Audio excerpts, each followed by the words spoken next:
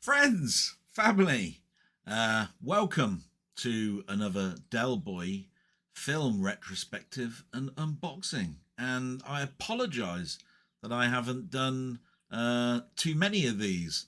Life has sort of like caught hold of me, and I've been meaning to do a lot more of these. And I really felt the urge to do another one.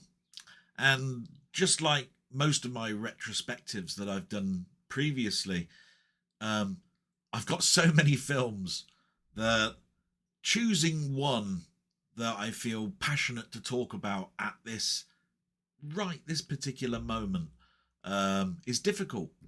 But I was watching a few of my friends doing their movie reviews. They arrive as gifts and they watch them and so forth. And Conan has come up a number of times.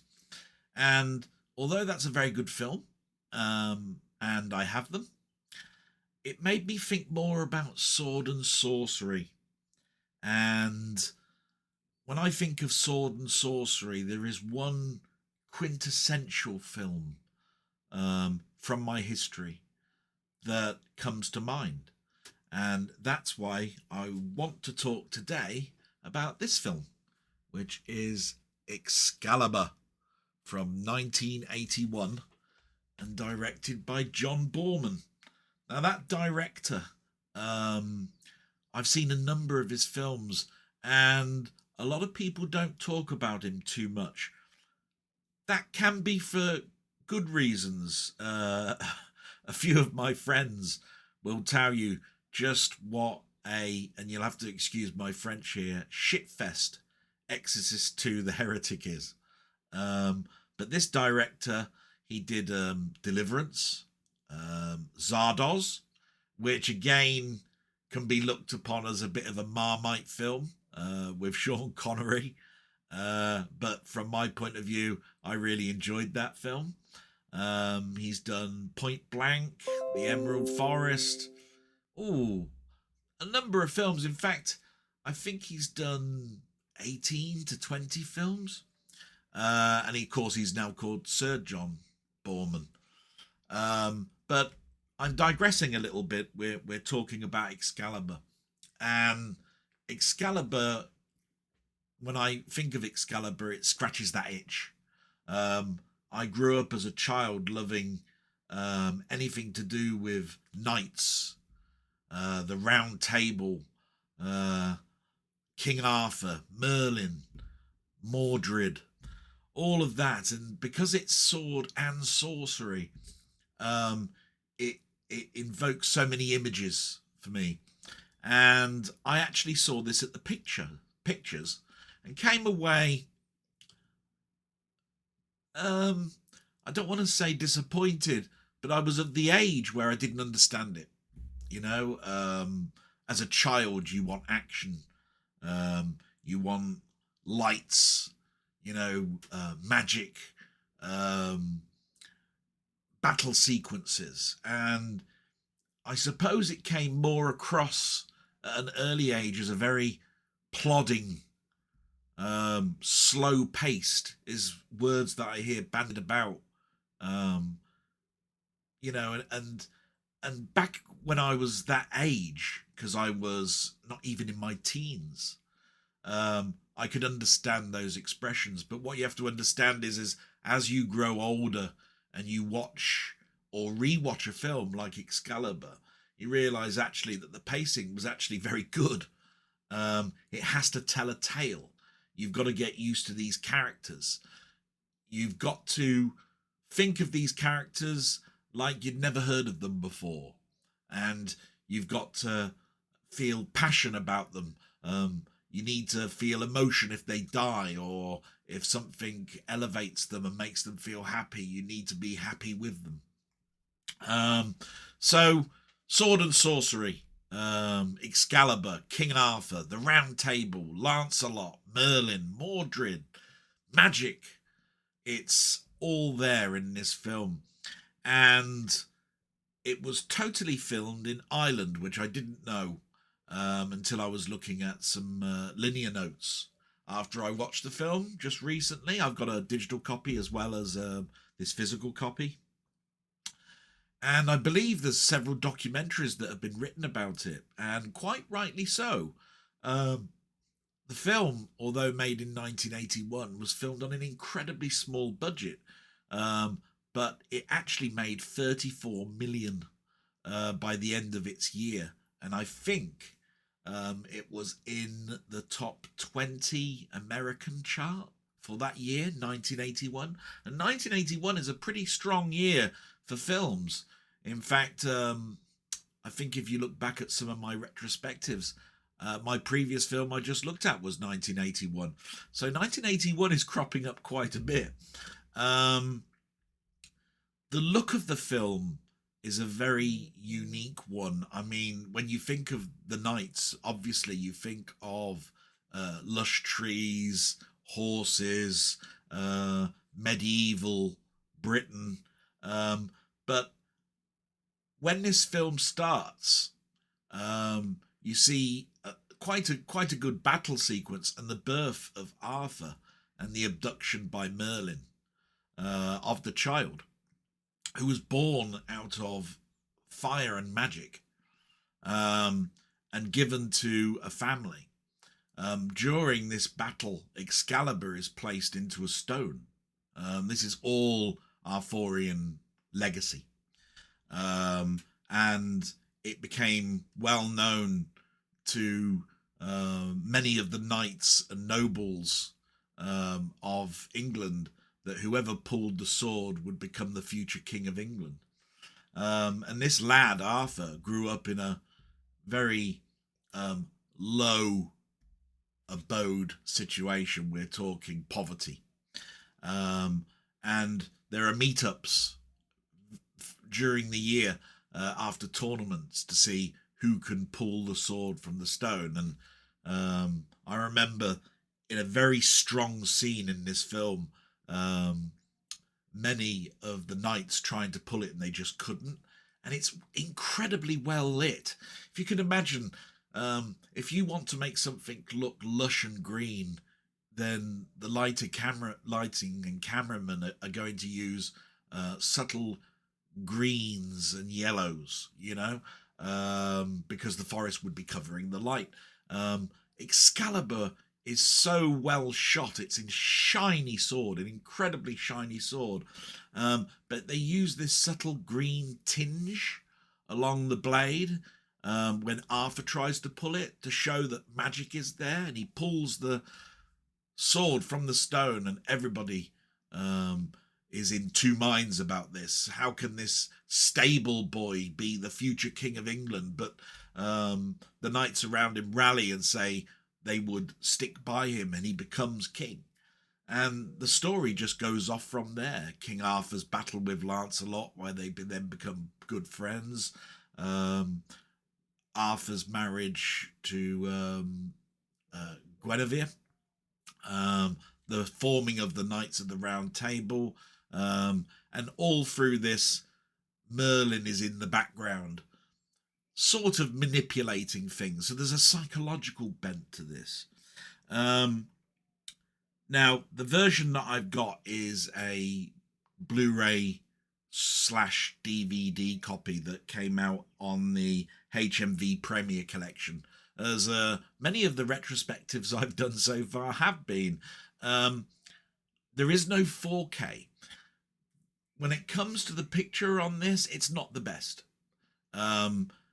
It never looked like a Hollywood film. It looked very much like a British film from the 1980s. But that's not to do it any disservice. It totally adds to the atmosphere, I think, to the film. And the music is mostly classical. But I believe Terry Jones did the score. And it did have a vinyl release, which I've got. But going back to the film, it's just one of those feel-good films. It's one that I've only ever seen shown at night, and that might be because there were two releases of it. There was a A rating and an AA rating. And I believe that the one that most in America would have seen during the day would be the A, which is a PG rating. The AA rating is more towards the 12 and 15 bracket. And I was just of that age able to see that more explicit version, because there is sexual scenes and scenes of battles. So it does need to have that caution of where do you place this as a film if you're a young lad. But enough about that. The music fitted in really well. The cinematography is great. I believe it's a 2:3:5:1 ratio, so it will be a letterboxed film. I don't think it's 16:9 anamorphic. So expect to see a letterboxed film. And I think we ought to sort of like get to opening this release just to see what HMV have given us. It says on here that this is a first time on Blu-ray, and it includes the Blu-ray, a DVD, the digital download, and exclusive art cards. So I'm quite looking forward to this. So I'm just going to prise it open now. Whip it out, as they say. And there we are. I've took this off, and it's got a lovely, shiny, metallic top, as they do with the HMV collection. Lovely black. I can put that there so you can sort of like see a little bit about it in case you want to pause. And we'll open the case. And we have a white, clear Blu-ray cover. Exactly or almost identical to the outer box and the back. And when we open it up, I'll just take the ultraviolet code out. Even though they went bust a long time ago, the ultraviolet codes. You've got the disc, and you've got a leaflet talking about the rest in the collection, and a pack of cards. And the discs are two, one for Blu-ray, one for DVD. So nothing much in the leaflet, but I'll hold it up. And we'll just open up the cards. Now, these cards that I've opened up in the past, they've tended to be a bit mixed. Some have been glossy, some have been matte, thin card. But welcome. You know, anything is welcome when it comes to some of these editions that you can buy. So just want to get this out the way and bring up some of these cards. So there's card number 1. Looks like the marriage of Arthur, Guinevere. Nice. They all seem to have the same image on the back, so I'll just show that now, which is the Warner Brothers symbol and the not for resale. And then it looks like we've got a battle sequence with, I believe, Arthur in his golden gear, armoured gear. Then we've got a lovely picture here, and it just sort of like shows, I think, that green that I was talking about, which seems to be like Mother Nature's colour, but a mystical green. There you see Arthur trying to pull the sword, and as you can see, exceptionally well shot with a green tinge. And then you've got the poster, which dates back to all the lovely posters that used to be around in the past, that lovely art painted, not photography and doctored. Gorgeous looking poster. Definitely one that I would like to have if I was a film historian and collected quarter-size posters. And there's not much to say about the packaging. It's not dual-sided. I've shown you the discs, but if I was to take the discs out, you would get, I think, the wedding reception between Arthur and Guinevere. Looks very much like that. So I'll just put these back and wind this retrospective up.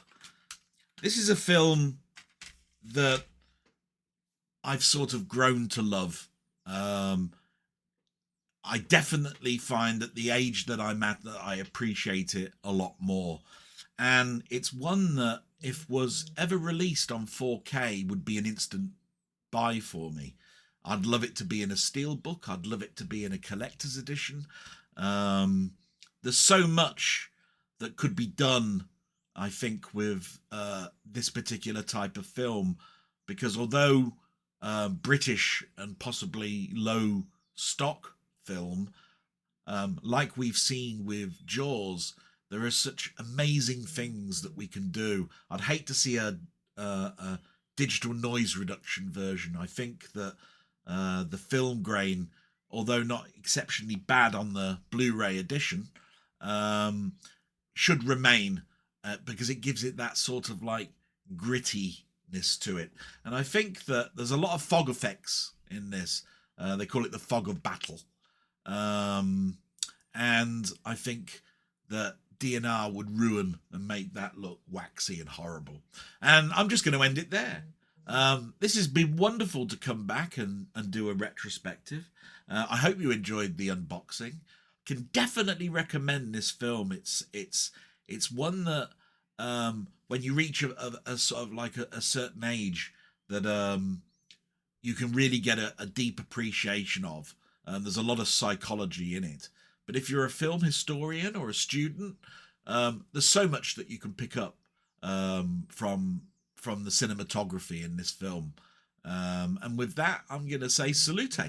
I hope you've enjoyed this. There will be more coming up. And thank you so much for watching. Bye-bye.